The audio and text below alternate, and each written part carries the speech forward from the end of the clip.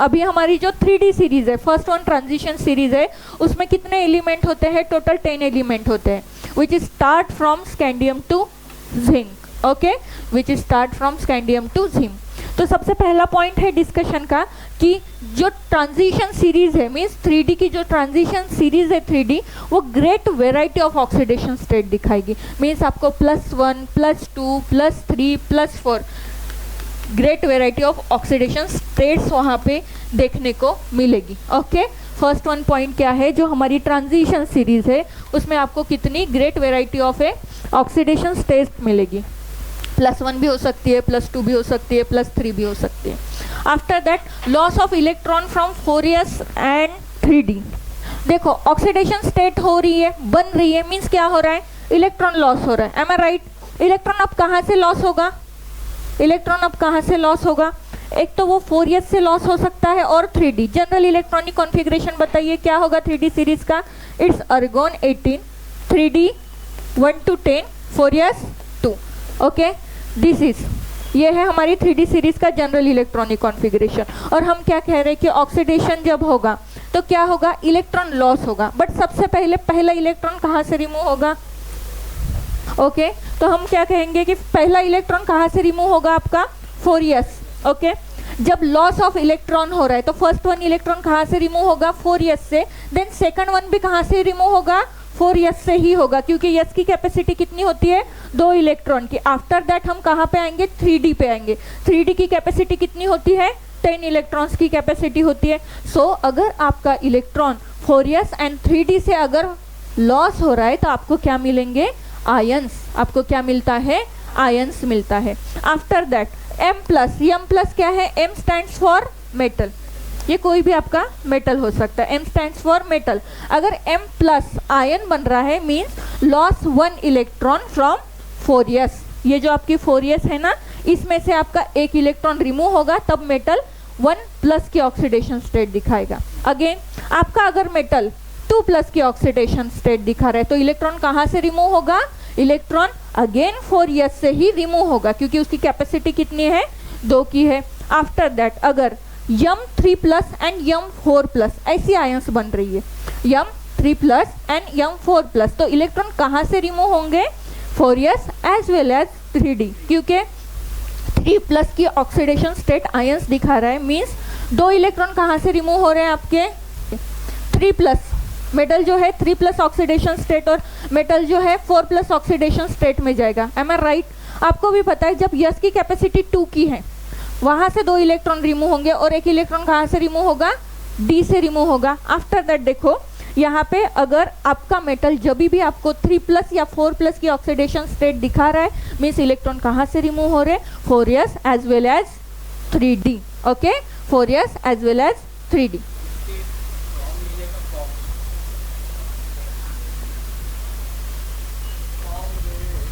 तुला जे वाटते ते लिहूंगे। Okay, clear? M+ कैसे फॉर्म होगा? M2+ कैसे फॉर्म होगा? M3+ and M4+। इलेक्ट्रॉन कहाँ कहाँ से रिमूव होगी? फर्स्टली इलेक्ट्रॉन ऑलवेज कहाँ से रिमूव होगा? 4s की ऑर्बिटल से रिमूव होगा। आफ्टर दैट कहाँ से रिमूव होगा? 3D की ऑर्बिटल से रिमूव होगा। डन? यहाँ तक डन? दे, अभी ये सबसे इंपॉर्टेंट पॉइंट है कि अगर नंबर ऑफ अनपेड इलेक्ट्रॉन ज़्यादा है, ये इंक्रीज के लिए मैंने एरो दिखाया है, अगर नंबर ऑफ अनपेड इलेक्ट्रॉन ज़्यादा है तो ऑक्सीडेशन स्टेट भी आपको हमेशा ज़्यादा ही दिखेगी। अगर एक आधी मेटल है जैसा जो मैग्नीज है, मैग्नीज में नंबर ऑफ अनपेड इलेक्ट्रॉन कितनी होती है? 5 होती है। Number of unpaired electron manganese में होती है आपकी 5। तो इसकी जो ऑक्सीडेशन स्टेट है ना मैग्नीज की, +2, +3, +4, +5, +6 एंड +7, टोटल गिनो कितनी है? काउंट कीजिए। 2, 2, 6। ये जो सीरीज में मैग्नीज जो है ना एलिमेंट, मैग्नीज सबसे ज़्यादा ऑक्सीडेशन स्टेट शो करता है। क्यों? क्योंकि उसके पास सबसे ज़्यादा अनपेयर्ड इलेक्ट्रॉन्स होती है। उसमें एक क्रोमियम भी है जिसके 3D में 5 इलेक्ट्रॉन्स होती है, but it is a exception. Okay, but manganese in series में हमेशा हमें याद रखना है कि मैग्नीज क्या है? हमेशा वो आपको सबसे ज़्यादा means number of more oxidation state show करेगा। व्हाई? क्योंकि उसके पास नंबर ऑफ अनपेड इलेक्ट्रॉन क्या होती है, मोर होती है। अगेन हम स्टार्ट से जाएंगे कि what is mean by oxidation. Oxidation means loss of electron होता है।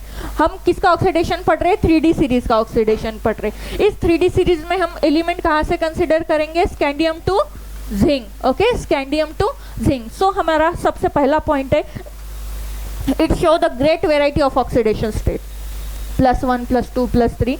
आपको अगर आप इस सीरीज से गो थ्रू होते हो ना, आपको great variety of oxidation states दिखेगी। बट अभी क्या कहेंगे कि लॉस कहाँ से हो रहा है इलेक्ट्रॉन, इससे पहले हम जनरल कॉन्फ़िगरेशन देख लेंगे। सीरीज का जनरल कॉन्फ़िगरेशन क्या है, आर्गन 80, 3D10 एंड 4s2। ये जनरल इलेक्ट्रॉनिक कॉन्फ़िगरेशन है। सो इलेक्ट्रॉन कहाँ से लॉस होगा, 4s and 3d। This is the वैलेंशियल electron. Okay, तो इलेक्ट्रॉन कहाँ से लॉस होंगे आपके, 4s एंड 3d से। अगर आपका मेटल यम प्लस, ओके, +1 की ऑक्सीडेशन स्टेट दिखा रहा है, मीन्स इलेक्ट्रॉन कहाँ से रिमूव हुआ है, 4s से। ऑलवेज इलेक्ट्रॉन पहले इस शेल से रिमूव होगा। क्लियर? ऑलवेज इलेक्ट्रॉन कहाँ से रिमूव होगा, इस शेल से पहले रिमूव होगा। क्लियर? तो M+ जब बनता है तो एक इलेक्ट्रॉन कहाँ से रिमूव होता है, 4s से रिमूव होता है। देन M2+ बन रहा है, मेटल आपका 2+ में जाएगा तो 2 इलेक्ट्रॉन कहाँ से रिमूव होगी, 4s से ही होगी, क्योंकि उसकी कैपेसिटी ही 2 की है।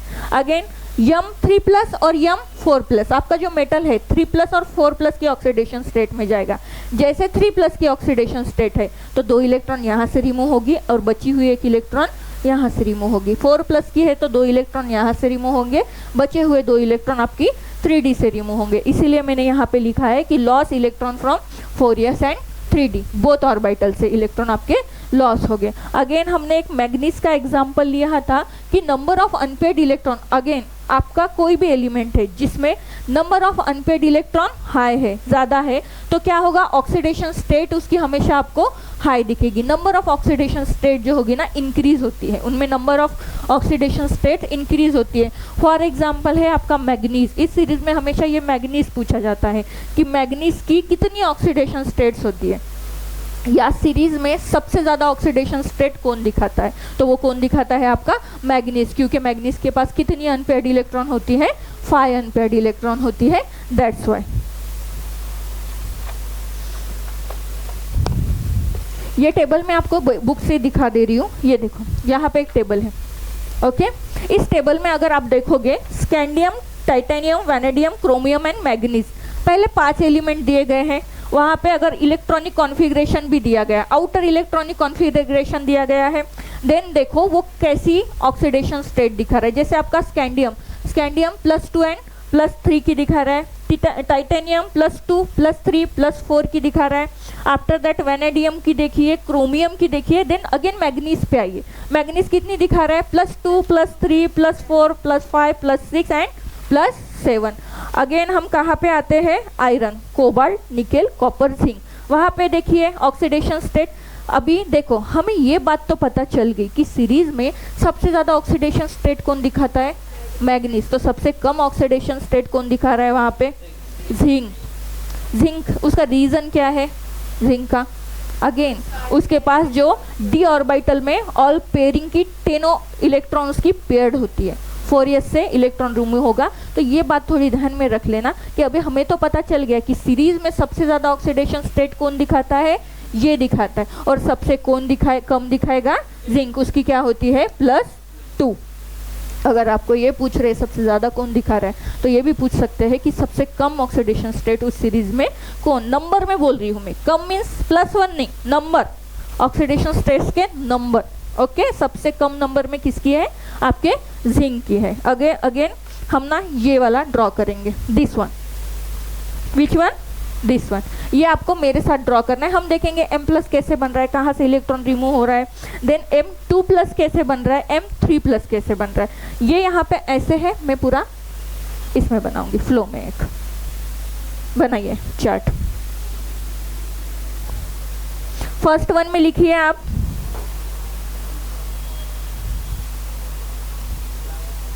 यहाँ पे लिखो एलिमेंट, सीधे उसी टाइप बनाओ एलिमेंट। एलिमेंट कौन है, scandium, scandium, titanium, vanadium, chromium, manganese, iron, cobalt, copper and zinc. Okay, so जब ये M मेटल स्टैंड्स में है तो इसका इलेक्ट्रॉनिक कॉन्फ़िगरेशन क्या होगा? 3d 4s, 3d 4s, 3d 4s, 3d 4s, 3d 4s, 3d 4s।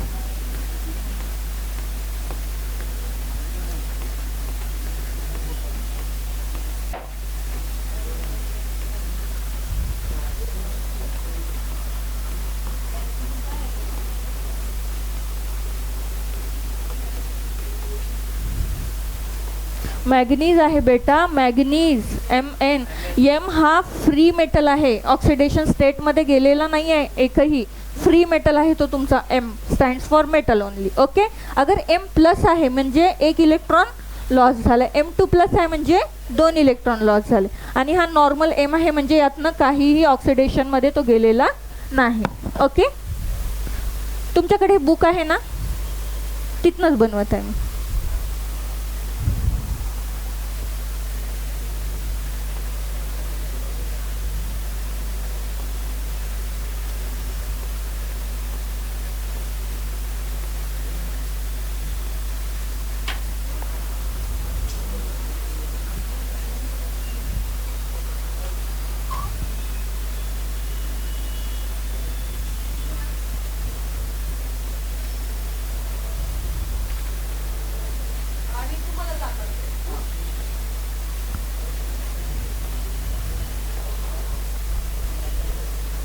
Done, everyone done. Electronic configuration लिखा है हमने, कुछ नहीं, इससे पहले हम ये कर चुके हैं. ओके, इलेक्ट्रॉनिक कॉन्फ़िगरेशन लिखा है, आपको वेरिएशन कहाँ पे चेक करना पड़ेगा? बस क्रोमियम एंड कॉपर. ओके, उनकी 3d ऑर्बिटल में वेरिएशन आएगा. अगर ये M प्लस में कन्वर्ट होता है तो आपको अभी इनका ऑक्सीडेशन मतलब ये इलेक्ट्रॉनिक कॉन्फ़िगरेशन लिखना है. M प्लस में कन्वर्ट होगा मीन्स 1 इलेक्ट्रॉन कहाँ से रिमूव होगी? इन यस से रिमूव होगी. बराबर है, 1 इलेक्ट्रॉन कहाँ से रिमूव होगा? इन यस से रिमूव होगा. चलो स्टार्ट करो करना. 1 electron remove from this yes.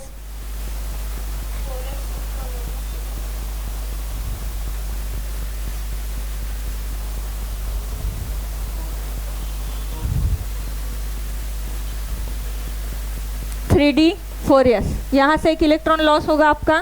बराबर है, तो कितने बचेंगे? 1 इलेक्ट्रॉन लॉस करके 1. अगेन यहाँ पे ऑलरेडी 1 इलेक्ट्रॉन है. अगेन 3d 4s, यहाँ पे 1 2, यहाँ पे 3d 4s 1 3, यहाँ पे 3d 4s, यहाँ से 1 जाएगा, यहाँ पे 5 बचेंगे, 0. क्रोमियम है, एक्सेप्शन आपका वो क्रोमियम है वहाँ पे. यहाँ से 3d 4s अगेन 1 एंड यहाँ पे 5, 3d 6 4s 1, यहाँ पे 3d 4s 1 7, यहाँ पे 3d 4s 1 3d 8, यहाँ पे 3d 10 एंड यहाँ पे आपका होगा 3d 10 4s 1. बस मैंने एक एक इलेक्ट्रॉन कहाँ से रिमूव की है? 4s के ऑर्बिटल से रिमूव. और कुछ किया है क्या मैंने वहाँ पे? नहीं. एक एक इलेक्ट्रॉन कहाँ से हमने रिमूव किया है? 4s से. अभी आपको सेम लिखना है किसके लिए? M2 प्लस के लिए. अब ध्यान में रखना है, जब हम M2 प्लस बनाओगे ना, आप ये नॉर्मल फ्री मेटल से ही बनाना है, यहाँ से नहीं बनाना है. ओके, जैसे मैंने यहाँ से ये बनाया, सेम आप यहाँ से ये बनाओगे. एंड अगेन आपको M3 प्लस भी बनाना है तो वो भी आप यहीं से बनाओगे. एम आई राइट? करेक्ट. बस अभी सेकंड M प्लस जब बनेगा तो 2 इलेक्ट्रॉन कहाँ से रिमूव होगी आपकी?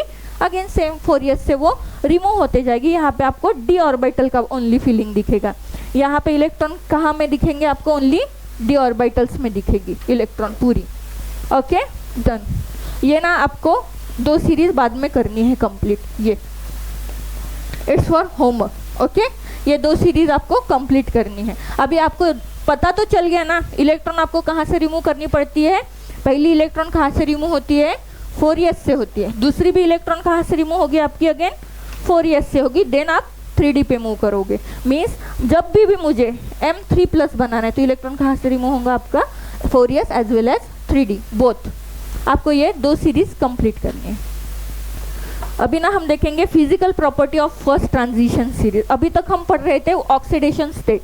हमने क्या पढ़ा कि आपकी जो 3D सीरीज है क्या बताती है 3D सीरीज? Oxidation state. हमने क्या स्टडी किया? Oxidation state. आपको आपने कुछ एनालाइज किया उसमें, जो हमने वो ब्लॉक देखा था पिरामिड जैसे, क्या था उसमें कि जितनी भी 10 एलिमेंट है it is show the different variety of A oxidation state. आपको एक सिंगल जो था, सिंगल +2 का ऑक्सीडेशन स्टेट कौन दिखा रहा था? Nickel, zinc. आपको जिंक ऑलवेज +2 ऑक्सीडेशन स्टेट में दिखेगा, वो उसकी होती है स्टेबल ऑक्सीडेशन स्टेट। ओके, आपको हमेशा याद रखना है कि मैग्नीज जो है वो नंबर ऑफ ऑक्सीडेशन स्टेट में सबसे ज़्यादा होता है, क्योंकि उसके पास अनपेड इलेक्ट्रॉन सबसे ज़्यादा होती है। और हमने एक एनालाइज करके देखा कि सबसे कम नंबर ऑफ ऑक्सीडेशन स्टेट किसके पास होती है? वो जिंक, इट्स +2 एंड मैग्नीज की रन होती है +2 to +7 तक के, +2 to +7 तक के। अभी हम देखेंगे physical property of first transition series. जो हमारी पहली ट्रांजिशन सीरीज है उसकी फिजिकल प्रॉपर्टी क्या है? राइट डाउन कीजिए heading,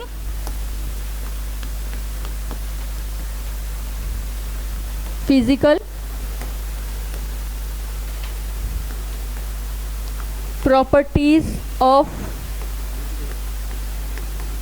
first transition series.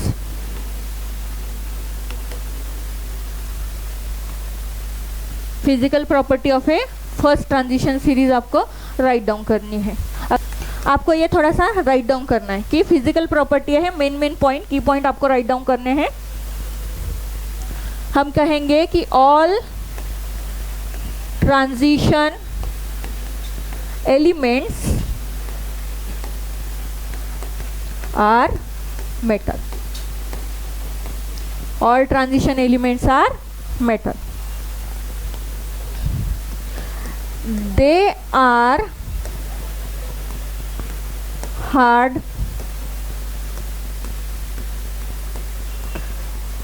lustrous, malleable and ductile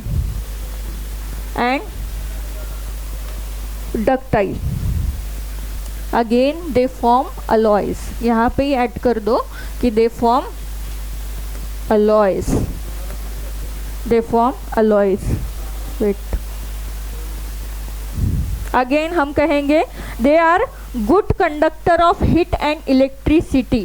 good conductor of heat and electricity, heat and electricity. There is one exception which is zinc, cadmium and mercury. Zinc, cadmium and mercury are very hard and low volatility. Very hard and low volatility. Again they having a high melting and boiling point. High melting point and high boiling point.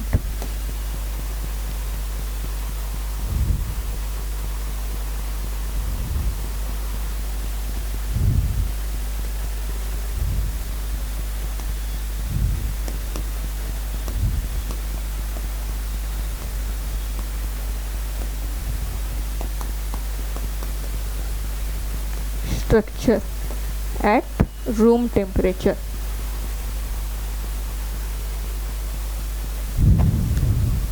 बोल मकरन, बोलिए क्या बोल रहे थे आप? हम ना पूरी ट्रांजिशन सीरीज पढ़ रहे हैं एक्चुअली। ओके, हम ना पूरी ट्रांजिशन सीरीज पढ़ रहे हैं, इसीलिए ना हम कुछ स्पेसिफिक ही बोल रहे हैं कि जो ज़्यादातर परसेंटेज में नेचर दिखाया जाएगा उसके लिए बोला जा रहा है, इसलिए वो ऐड नहीं किया गया है वहाँ पे। ओके, अगर आपको लगता है तो आप ऐड कर सकते हो, because it is again the characteristic of metal, वो मेटल का कैरेक्टरिस्टिक होता है। तो यहाँ पे क्या कहा गया है कि physical property of first transition series, आपको पता है कि जो फिजिकल, समझ लो ये आपको सब PDF में मिल जाएगा, डोंट वरी, समझ लो पहले, समझ लो कि फिजिकल प्रॉपर्टी क्या होती है। फिजिकल प्रॉपर्टी में हम most of the time metal का क्या चेक करते हैं, टेक्सचर चेक करते हैं, ओके, देन स्टेट चेक करते हैं, जैसे हम देख सकते हैं ना, मेल्टिंग पॉइंट हो गया, बॉइलिंग पॉइंट हो गया, उनका सोल्यूबिलिटी हो गई, ये सब हम कहाँ चेक करते हैं, फिजिकल प्रॉपर्टीज में चेक करते हैं। सो इन्होंने क्या कहा है कि जितनी भी ट्रांजिशन एलिमेंट है, means all transition element, means all transition elements, जो ऑल ट्रांजिशन एलिमेंट्स है दे आर मेटल। उन्होंने कहा कि जितनी भी ट्रांजिशन एलिमेंट है वो मेटल है। अभी आपको भी पता है किसी भी एलिमेंट को मेटल होने के लिए उसके पास कुछ स्पेसिफिक प्रॉपर्टी होनी चाहिए, तभी हम उसको मेटल कह सकते हैं, otherwise it is not metal. Okay, आपको भी पता है कि मेटल की कैरेक्टरिस्टिक क्या होती है, it is malleable, ductile, sonorous nature, okay, soft होते हैं वो मेटल्स। आफ्टर दैट हम देखेंगे कि lustrous, lustrous is shiny surface, gold देखा होगा, सिल्वर देखा होगा, प्लेटिनम देखा होगा, मेटल शाइनी सरफेस की मेटल्स होती है पूरी, तो वो एक कैरेक्टरिस्टिक यहाँ पे आता है। तो पहला पॉइंट है हमारा कि all transition elements are metal. अभी ऑल ट्रांजिशन एलिमेंट ये मेटल है, बट क्यों है, बट क्यों है, क्यों, because they are hard, lustrous, malleable, ductile and they form alloy. Alloy is the mixture of two or more element in which first one is a metal और second one is other element. Okay, other metal कह सकते हैं हम उसको, वो होता है आपका अलॉय। मीन्स ये जो ट्रांजिशन एलिमेंट है ना, ये पूरी प्रॉपर्टी आपको शो करते हैं। ये ट्रांजिशन एलिमेंट जो है ना, ये मेटल्स की जो प्रॉपर्टी होती है यहाँ से यहाँ तक के, वो पूरी वो शो करते हैं, इसीलिए ट्रांजिशन एलिमेंट्स को क्या कहा जाता है, दे आर मेटल्स। क्लियर? क्यों उनको मेटल कहा गया, क्यों उनको मेटल कहा गया, done. Then again this one again specific characteristic, it is good conductor of heat and electricity. वो क्या होते हैं, it is good conductor of heat and electricity. ये किसका अगेन कैरेक्टरिस्टिक होता है, यह हमारे मेटल का कैरेक्टरिस्टिक होता है। जितनी भी आपकी मेटल्स होती है they are good conductor of heat and electricity. Again आपके ट्रांजिशन एलिमेंट भी जो है ना, वो मेटल एज ए एक्ट हो रहे हैं, अगेन वो ये प्रॉपर्टी भी शो कर रहे हैं, they are good conductor of heat and electricity. After that exception है, एक आपका एक्सेप्शन है जिंक, कैडमियम, Hg। ओके, यहाँ पे एक मैग्नीज भी डाला है उन्होंने, zinc, cadmium, Hg, mercury and manganese, ये एक्सेप्शन में रखा है। क्यों, ये वेरी हार्ड होते, ये वेरी हार्ड होते, ये क्या होते हैं, वेरी हार्ड होते। आफ्टर दैट लो वोलेटिलिटी, उनकी वोलेटिलिटी जो होती है ना, लो मीन्स वो इजीली इवेपोरेट नहीं हो पाएंगे। लो वोलेटिलिटी होना मीन्स वो इजीली इवेपोरेट नहीं हो पाएंगे। तो ये दो कैरेक्टरिस्टिक है इनके। अगेन ये जो चारों एलिमेंट्स है वो टिपिकल मेटेलिक स्ट्रक्चर शो करते हैं। टिपिकल मेटेलिक स्ट्रक्चर मीन्स जो मेटल का स्ट्रक्चर होता है वो शो करेंगे at a room temperature, at a room temperature पे, क्योंकि इनमें ट्रांजिशन मेटल में मेटेलिक बॉन्डिंग होती है, ऐसे बताया गया। ये एक इन्फॉर्मेशन दी गई है कि इनमें क्या होती है, इनमें क्या होती है, मेटेलिक बॉन्डिंग होती है। सो एक्सेप्शन ये है, आपको एक्सेप्शन याद रखना है कि zinc, cadmium, Hg and Mn they are very hard and low volatility. After that ये क्या करते हैं, आपका different typical metallic structure show करते हैं, इसीलिए उसको एक्सेप्शन के लिए वहाँ पे रखा गया। After that physical property same है। फिजिकल प्रॉपर्टी में हम क्या कह रहे हैं कि ट्रांजिशन एलिमेंट्स जो होती है, आपकी जो ट्रांजिशन एलिमेंट्स होती है वो एज अ मेटल एक्ट हो रही है, तो हम क्या कहेंगे, जो मेटल्स की जितनी भी प्रॉपर्टी है ना, अगर वो ये ट्रांजिशन एलिमेंट दिखा रहे तो हम इन्हें क्या कहेंगे, it is transition element is metal, इसलिए हम उन्हें मेटल कह रहे हैं। क्योंकि अगर वो मेटल की प्रॉपर्टी नहीं दिखाते तो हम उसे मेटल कहते क्या, नहीं, हम कहेंगे क्या वो मेटल है, क्या नहीं।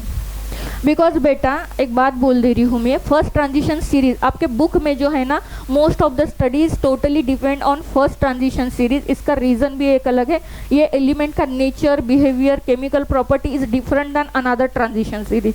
जो लास्ट वन की है ना, उनमें ना लैंथेनाइड एंड एक्टिनाइड भी होती है, तो इसीलिए उनका बिहेवियर ना थोड़ा सा चेंज हो जाता है और सेपरेट हो जाता है। और मोस्टली आपकी स्टडी जो है ना 3D ट्रांजिशन सीरीज पे डिपेंड है, दैट्स द रीजन।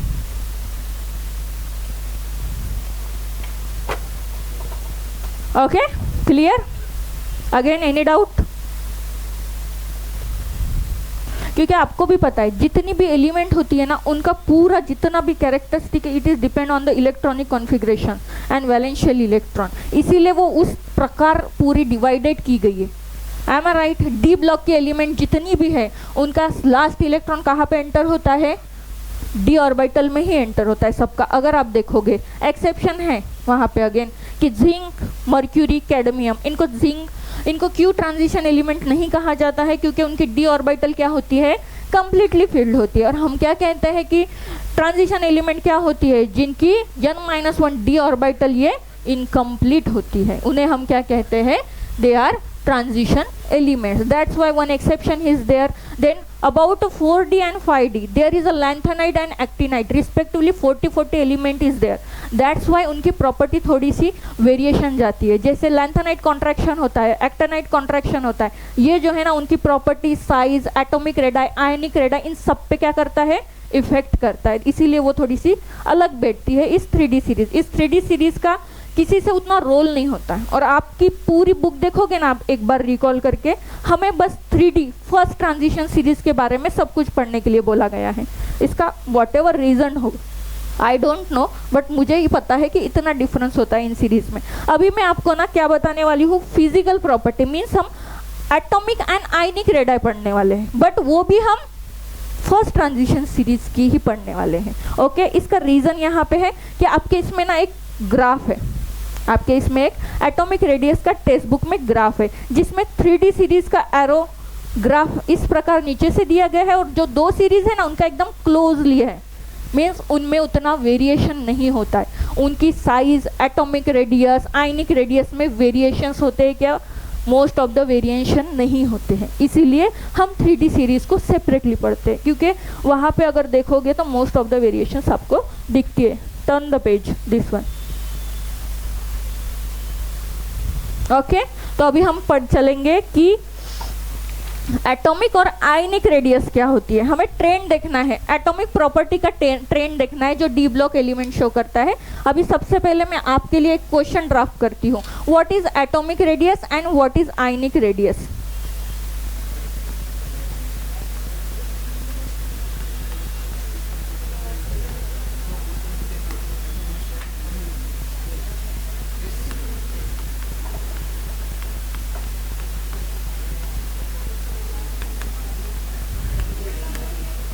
चलो, तो हम एटॉमिक रेडियस कैसे स्टडी करेंगे।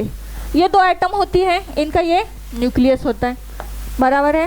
तो हम क्या कहेंगे कि इंटर न्यूक्लियर डिस्टेंस जो होता है टू एटम्स का, उसका अगर हम हाफ करते हैं तो हमें क्या मिलती है? एटॉमिक रेडियस मिलती है। तो हमें क्या मिलती है?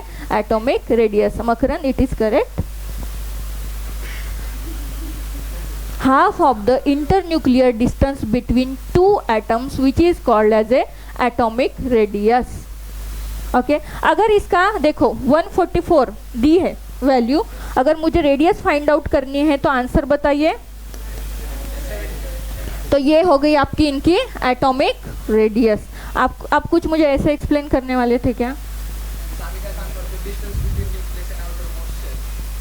आउटर मोस्ट शेल, न्यूक्लियस मतलब यही ना, ये न्यूक्लियस एंड ये outermost shell. No no, okay, no. Ionic radius क्या होगी?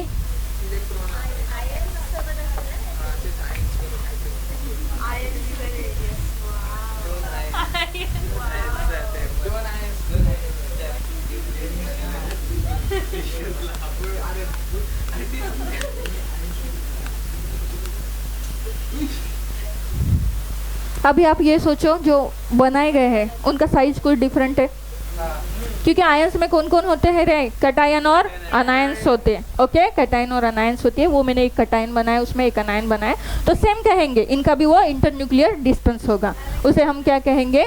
Ionic radius. ओके, अरे छोटा बड़ा इसीलिए बनाया गया है कि कटायन अनायन का साइज डिफरेंस होता है। ये क्या होता है? Z effective.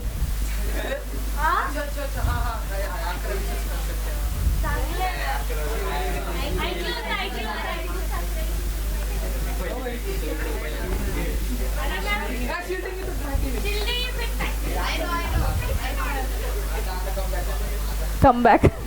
ओके, झेड इफेक्टिव्हला आपण काय म्हणायचं, इफेक्टिव्ह न्यूक्लियर चार्जेस. ओके, चलो हम थोड़ा सा बैक टू रियलिटी फिर से आ रहे हैं. जो एटम होता है उसमें क्या होती है, एक न्यूक्लियस होती है, एम आई राइट. और ऐसे हमारे पास उनके पास क्या होते हैं, ऑर्बिटल शेल्स होती है. ओके, के एलिमेंट की. यहाँ पे क्या होते हैं, ऐसे बैठ के इलेक्ट्रॉन्स होती है. अभी देखो, आपको ये बात पता है कि ये जो न्यूक्लियस होता है it is positively charge, okay, and electron is a negatively charge. अभी इसमें क्या होगा, देखो पॉजिटिव एंड निगेटिवली चार्ज जो होता है आपका अट्रैक्ट होता है. तो ये न्यूक्लियस क्या करता है, इन इलेक्ट्रॉन को खुद की तरफ अट्रैक्ट करता है. तो हम कहेंगे इस प्रकार ऐसे अट्रैक्शन चलेगा.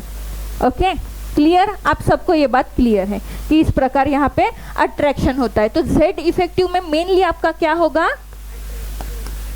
अट्रैक्शन. किन के बीच में अट्रैक्शन होगा रे, between nucleus and outer most shells electron और इलेक्ट्रॉन क्लाउड, उनके बीच में क्या चलेगा, अट्रैक्शन चलेगा. आपको पता है ना अट्रैक्शन कैसे होता है, I think you all very well know. Then after that shielding. Shielding effect क्या होती है, अभी शील्डिंग इफेक्ट मीन्स क्या होता है, उसमें क्या होता है, आपको जब आपको कोई इंसान पसंद नहीं आता, आप उसको क्या करते हो, रिपेल, थोड़ा सा डिस्टेंस, हम डिस्टेंस रखते हैं ना वो. अभी देखो फिर से यहाँ पे आओ, अभी यहाँ पे आओ और मुझे एक बात बताओ, ये दो इलेक्ट्रॉन दोनों निगेटिवली चार्ज है, दोनों निगेटिवली चार्ज है ना, निगेटिव, तो इनके बीच में क्या चलेगा, रिपल्शन. इनके बीच में क्या चलेगा, रिपल्शन. मीन्स ये जो अंदर वाली इलेक्ट्रॉन है ना वो क्या है, कहेगी न्यूक्लियस सिर्फ मेरा है, न्यूक्लियस सिर्फ मेरा है, तुम यहाँ से हटो. तो ये जो रिपल्शन चलता है ना यहाँ पे, ये जो रिपल्शन है वो क्या होता है आपका, शील्डिंग इफेक्ट और स्क्रीनिंग इफेक्ट. न्यूक्लियस पास रिपेल नहीं बोलू शकत, हम ये नहीं बोल सकते कि वो न्यूक्लियस के पास ही रिपेल होता है. मेन तो इनका रिपल्शन चलता है, मेन रिपल्शन जो है इलेक्ट्रॉन का चलता है. अभी देखो यहाँ पे पूरा अट्रैक्शन ऐसे चल रहा है, अगर यहाँ पे बहुत सारी इलेक्ट्रॉन बैठी है तो ये दो इलेक्ट्रॉन तक उतना अट्रैक्शन आने देगी क्या, नहीं आने देती है. बट ये रिपल्शन भी करते हैं साथ में, ये जो पूरे इलेक्ट्रॉन है ना इनको रिपेल भी करते हैं. तो इसे कहा जाता है रिपल्शन को शील्डिंग इफेक्ट. एंड जो अट्रैक्शन होता है ना वो क्या होता है, nuclear effective charges, effective nuclear charges और जेड इफेक्टिव. अभी ये दोनों कंसेप्ट मैंने आपको समझा, आपको समझ में आए, आपके लाइफ में भी कुछ अट्रैक्शन, रिपल्शन, डिसअट्रैक्शन, डिसएडवांटेज, डिसरिपल्शन, ये सब चलता है भर भर के. ओके, अभी मुझे एक बात बताओ, आपको कॉन्सेप्ट क्लियर हुआ. अब आप मुझे एक बात बताओगे, ये दोनों कॉन्सेप्ट, ये दो पढ़े ना हम, इसका इफेक्ट एटॉमिक साइज पे होगा क्या, yes, right. Ionic size, ionic radius पे होगा क्या, देखो. ओके, ये जो सब हमने पढ़ा है, ये जो एक एटम होता है ना उसमें साइमल्टेनियसली अट्रैक्शन, रिपल्शन ये सब चलता है. बट ये पूरे एटम पे लागू नहीं होगा, कुछ कभी लागू होता है. ये सब अगर मल्टी इलेक्ट्रॉन एटम है, आपका एटम जो है मल्टी इलेक्ट्रॉन एटम है, उस पर जेड इफेक्टिव और शील्डिंग इफेक्ट बोथ साइमल्टेनियसली चलता है. तो उसके ना साइज पे इफेक्ट होता है. कैसे बता रही हूँ, अगर इस शेल में ज़्यादा इलेक्ट्रॉन है, अट्रैक्शन इधर बढ़ेगा और इनका रिपल्शन भी बढ़ेगा, तो ये इधर पुश होगी, एटम का साइज बढ़ेगा ना. तो एटम का साइज बढ़ेगा, अगर एटम का साइज बढ़ा तो एटॉमिक रेडियस भी बढ़ेगी, एम आई राइट. बट अगर समझो अगर आयन है, आयन के बीच में भी ये सब चल रहा है, तो आयनिक रेडियस पे भी इसका इफेक्ट होगा, क्योंकि ये जो इफेक्टिव न्यूक्लियर चार्जेस यहाँ से ऑपरेट होती रहती ना अट्रैक्शन की, वो इनके तक उतना पहुँच नहीं पाती. इसलिए उनका साइज जो है ना, हम कहते हैं ना कि atomic size decreases, atomic size increases. ये पूरी टर्म इन दो कॉन्सेप्ट पे डिपेंड होती है. अगर आपको बोल रहे हो कि top to bottom atomic size क्या होती है पीरियोडिक टेबल में, टॉप टू बॉटम इंक्रीज होती है, तो हम क्या कहेंगे उसमें क्या होता है, इफेक्टिव न्यूक्लियर चार्जेस डिक्रीज होती है और शील्डिंग इफेक्ट क्या होता है उनका, इंक्रीज होता है। दैट्स वाई जैसे जैसे हम नीचे रन करते हैं मल्टी इलेक्ट्रॉन एटम मिलते हैं, आपको मल्टी इलेक्ट्रॉन एटम्स मिलती है। देन लेफ्ट टू राइट क्या होता है, साइज डिक्रीज होता है, तो हम क्या कहेंगे कि इफेक्टिव न्यूक्लियर चार्जेस इंक्रीज होगी एंड जो शील्डिंग इफेक्ट होता है वो क्या होता है, decrease. Clear to everyone? Done. अभी हम ना ये जो कॉन्सेप्ट है ना किस पे लगाएंगे पता है, 3D सीरीज पे, वो जो 10 एलिमेंट है ना उस पे अप्लाई करेंगे। चलो, scandium, titanium, vanadium, chromium, manganese, iron, cobalt, nickel, zinc. Okay, अभी ना जो मैंने कॉन्सेप्ट यूज किया था, मैंने अभी 2 कॉन्सेप्ट यूज की थी। कौन सी यूज की थी, effective nuclear charges and shielding effect. So ना अगर हम यहाँ तक बात करते हैं, बस ग्रुपिंग कर देती हूँ मैं, इनकी ग्रुपिंग कर देती हूँ थोड़ा सा, एक बार इसमें चेक करना पड़ेगा इज इट करेक्ट और not. Fe2 sorry, Fe2 nickel. And जैसे ना आप यहाँ से यहाँ तक रन करते हो ना, जो आपका Z इफेक्टिव है वो इंक्रीज होता है और आपका जो शील्डिंग इफेक्ट है ना वो डिक्रीज होता है। आपका Z इफेक्टिव क्या होता है, इंक्रीज होता है, और शील्डिंग इफेक्ट क्या होता है आपका, डिक्रीज होता है। अभी मुझे साइज बताइए कि साइज इंक्रीज होगी कि डिक्रीज होगी। फिर ऑब्वियसली हम क्या कंक्लूड करेंगे इसमें से कि साइज क्या होंगी इन एटम की, डिक्रीज होगी। बराबर है, राइट? अभी इधर बता, यहाँ पे ना ये वेरिएशन चलता है इस सीरीज पे, इस सीरीज में आपको वेरिएशन दिखेगा। ऐसे कॉन्स्टेंटली डिक्रीज भी नहीं होगा, कॉन्स्टेंटली इंक्रीज भी नहीं होगा, कुछ वेरिएशन है। उसका मेन कॉन्सेप्ट ये 2 चीज़ें हैं, इफेक्टिव न्यूक्लियर चार्जेस एंड क्या है, पुअर शील्डिंग इफेक्ट। अभी मुझे इनका बताइए, ये जो तीनों है ना, तीनों इनका ना Z effective is equal to और नियर बाय शील्डिंग इफेक्ट के होता है, नियर बाय। तो इनमें ना आपको साइज जो होगी ना इन तीनों की कंपेरेबल दिखेगी, आप कंपेयर कर पाओगे। हम ये भी नहीं कहेंगे कि इंक्रीज भी नहीं होगी और डिक्रीज भी नहीं, तो साइज क्या होगी इनकी, साइज क्या होगी, कंपेरेबल। ओके, साइज क्या होगी इनकी, कंपेरेबल होगी। अब देन लास्ट वन, ये जो आपका लास्ट वन है ना, ये जो लास्ट वन है इसमें जो Z इफेक्टिव होता है ना, इससे ज़्यादा ग्रेटर होता है इनका शील्डिंग इफेक्ट। तो इसमें साइज बोला, साइज क्या होगी यहाँ पे, इंक्रीज होगी। साइज क्या होगी यहाँ पे आपकी, इंक्रीज। ये मैंने ना आपको वो जो ग्राफ था ना ऐसे, आई थिंक ऐसे राउंड दिया है ना ग्राफ, अगर देखोगे आप तो आपका कुछ इस टाइप है। मीन्स यहाँ से साइज डिक्रीज हो रही है, यहाँ पे कांस्टेंट हो रही है, अगेन देन इंक्रीज हो रही है। तो सो वो इस बेसिस पे हो रही है। ये आपके ग्राफ का डिस्क्रिप्शन है, और ऊपर में 2 लाइन है, 2 ग्राफ की लाइन है, वो ना नज़दीक नज़दीक है, आप ना देख पा रहे होंगे। कलर आई थिंक रेड और ग्रीन है। ओके, एकदम नज़दीक है ना दोनों लाइन मीन्स उनका जो साइज बोलेंगे ना हम, इट इज़ डी कॉन्ट्रैक्शन के वजह से थोड़ा सिमिलर होता है। वहाँ पे एक डी कॉन्ट्रैक्शन नाम की टर्म चलती है, उसकी वजह से थोड़ा साइज सिमिलर होता है, इसीलिए उनका उतना पढ़ा भी नहीं जा रहा है। हमें फोकस इस सीरीज पे रखना है, हमें ये रीज़न पता होने चाहिए, हमें ये रीज़न पता होने चाहिए कि ये फर्स्ट 5 एलिमेंट का साइज डिक्रीज क्यों होता है, क्योंकि उस फर्स्ट 5 एलिमेंट में Z इफेक्टिव क्या होता है उनका, इंक्रीज होता है। देन थर्ड 3 एलिमेंट बच गए, वहाँ पे क्या होता है 3 एलिमेंट्स में Z effective is nearby, equal होता है शील्डिंग इफेक्ट के, इसलिए हम क्या कहेंगे, साइज इज कंपेरेबल बोलेंगे। देन उधर लास्ट वन Z इफेक्टिव क्या होगा, इसका स्मॉलर होगा as compare to shielding effect, that's why size होता है इंक्रीज, मीन्स रिपल्शन।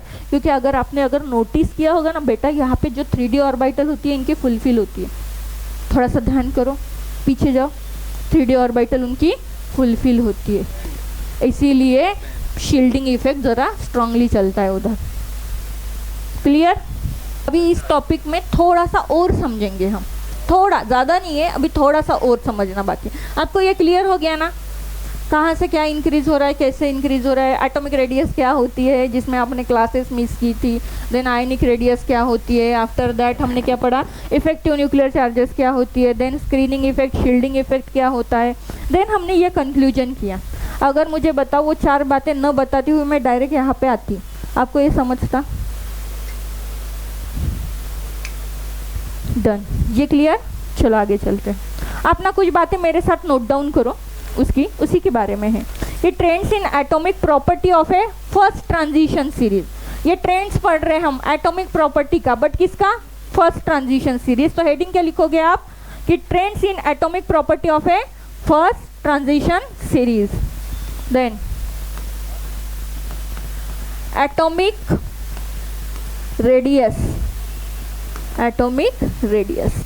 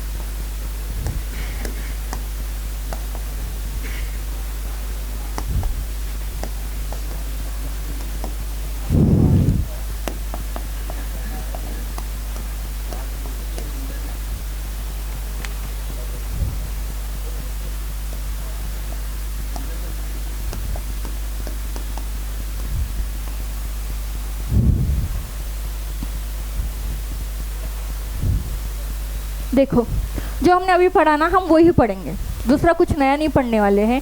कि अभी आपने क्या देखा था, मैं यहाँ पे एक आपको ना एटम का स्ट्रक्चर बता दे रही हूँ कि किस प्रकार होता है। देखो यहाँ पे आपका न्यूक्लियस होगा, फर्स्ट एटम कहाँ से स्टार्ट होगा, आपका न्यूक्लियस होगा। ओके, देखो यहाँ पे ड्रॉ कर रही हूँ मैं, ये न्यूक्लियस है, दिस वन 1s, ये क्या होती है यहाँ पे 1s, 2s 2p, 3s 3p 3d, then 4s 4p, 4s 4p and 4d। आपको पता है ना बेटा, शेल के अंदर कौन होती है, सब शेल।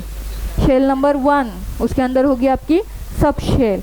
देखो ये अगर मुझे लिखना है ना, इसका n1, इसका n2, ये n3 एंड ये n4, ये पोर्शन। ओके, शेल के अंदर होती है आपकी सब शेल। अभी मैंने वो क्यों ड्रॉ किया, मुझे कुछ बात बतानी थी आपको यहाँ पे। देखो कि आपको भी अभी पता चल गया, अगर आप लेफ्ट टू राइट जा रहे हो, अगर आप लेफ्ट टू राइट जा रहे हो 3D सीरीज में, तो एटॉमिक रेडियस क्या हो रही है आपकी, डिक्रीज हो रही है। अब हमें बताना पड़ेगा, बुक में बोला है उन्होंने डायरेक्ट डिक्रीज होती है, बट हमें पता है पहले वो डिक्रीज होती है, देन थोड़ा सा कांस्टेंट होती है, देन वो क्या होती है, 2 एलिमेंट के लिए इंक्रीज होती है। सो हम क्या कहेंगे कि अगर हम लेफ्ट टू राइट रन करते हैं तो एटॉमिक रेडियस क्या होती है, डिक्रीज होती है। अभी देखो एटॉमिक रेडियस क्यों डिक्रीज होती है, वाई, उसका रीजन क्या है। जो न्यूक्लियर चार्ज होता है ना, जो आपका न्यूक्लियर चार्ज होता है ना, it is increase by +1 unit.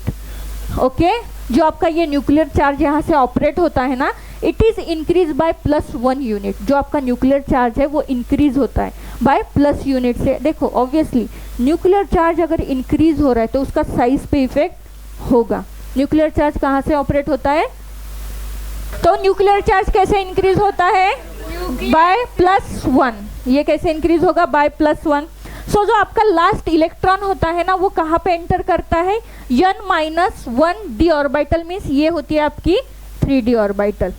आपने अगर जनरल इलेक्ट्रॉनिक कॉन्फ़िगरेशन पढ़ा है, आपको पता है, देखो इस टाइप होगा 3D सीरीज का, ठीक है। मेरा लास्ट इलेक्ट्रॉन ऑलवेज इसमें एंटर होगा, मेरा लास्ट इलेक्ट्रॉन ऑलवेज इसमें एंटर होगा। वाई?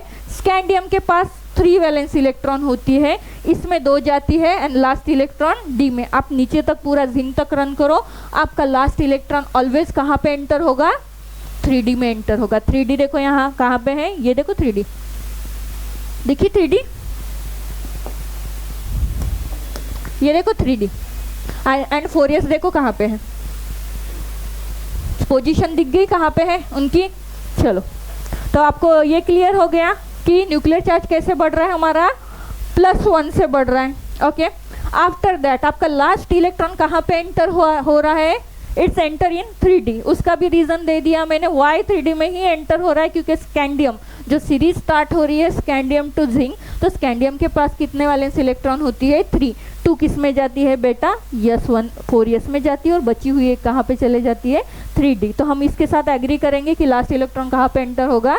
3D ऑर्बिटल में होगा। आफ्टर दैट DD इलेक्ट्रॉन, जो आपके डी के जो इलेक्ट्रॉन होते हैं, उन्होंने लिखा है DD electron give poor shielding effect. Poor shielding effect क्या करते हैं वो? Poor shielding effect. अभी shielding means normal repulsion, shielding means repulsion. जो यहाँ पे होता है ना, ये डी, यहाँ पे ये डी इलेक्ट्रॉन है, यहाँ पे 4s, तो इनके बीच में ना पुअर शील्डिंग इफेक्ट होता है, मीन्स पुअर रिपल्शन होता है। इसी के वजह से साइज डिक्रीज हो रहा है। अगर स्ट्रांगली रिपल्शन होगा, स्ट्रॉन्ग शील्डिंग इफेक्ट होता, तो साइज डिक्रीज नहीं होता। ये दिखाने के पीछे मेरा वही रीज़न था कि देखो 3D यहाँ पे है, 3D क्या करती है? 4s को poor shielding effect means poor repulsion करती है, और सब इलेक्ट्रॉन आ जाओ मेरे तरफ, पूरे खींच जाते हैं, इसलिए साइज क्या हो जाता है? डिक्रीज हो जाता है। क्लियर? क्यों हो गया? तो ये देन देयरफॉर हम इन चारों लाइनें से क्या कंक्लूड करेंगे? फर्स्ट वन, Z इफेक्टिव क्या होगा आपका? इंक्रीज होगा, एंड एटॉमिक साइज क्या होगी आपकी? डिक्रीज होगी। Clear to everyone? देन हम आयनिक, कहाँ पे रे? यहाँ पे D. Okay, ionic radius. Okay, हम क्या देखेंगे अभी? Ionic radius. आयनिक रेडियस का ट्रेंड ना सेम चलता है, उसमें अगर आप लेफ्ट टू राइट रन करोगे तो आयनिक रेडियस क्या होती है आपकी? डिक्रीज होती है। मैं वो भी बता दे रही हूँ कि आयनिक रेडियस, आयनिक रेडियस का ट्रेंड कैसे चलेगा? इफ आप लेफ्ट टू राइट रन करोगे तो आयनिक रेडियस क्या होती है आपकी? लेफ्ट टू राइट रन करने से आयनिक रेडियस डिक्रीज होगी, आयनिक रेडियस डिक्रीज होगी। इसका रीज़न क्या होगा? अगेन हम एक क्वेश्चन यहाँ पे रखेंगे, ये बहुत प्यारा क्वेश्चन होता है always. Why? Why? Why? Because effective nuclear charges increases, that's why atomic size और ionic size get decreases। इससे मैं क्या कहूँगी कि ionic size क्या होती है? डिक्रीज होती है। आयनिक साइज क्या होती है आपकी? डिक्रीज होती है। आयनिक साइज क्या होती है आपकी? डिक्रीज। इसमें कुछ डाउट है? क्लियर? क्योंकि मैंने एटॉमिक साइज जो था ना आपको बहुत अच्छे से क्लियर करवा दिया। मैंने ना पोजीशन भी दिखा दी कि 3D कहाँ पे होती है, हमारी 4s कहाँ पे होती है। इसके वजह से आपको रिपल्शन किस पुअर हो रहा था, किस स्ट्रॉन्ग, वो एकदम क्लियर हो गया पीछे की स्लाइड से जो हमने देखी थी। ओके, यहाँ से इसलिए आपको इजीली समझ गया कि साइज हमारा डिक्रीज क्यों हो रहा है। क्लियर? Clear to everyone?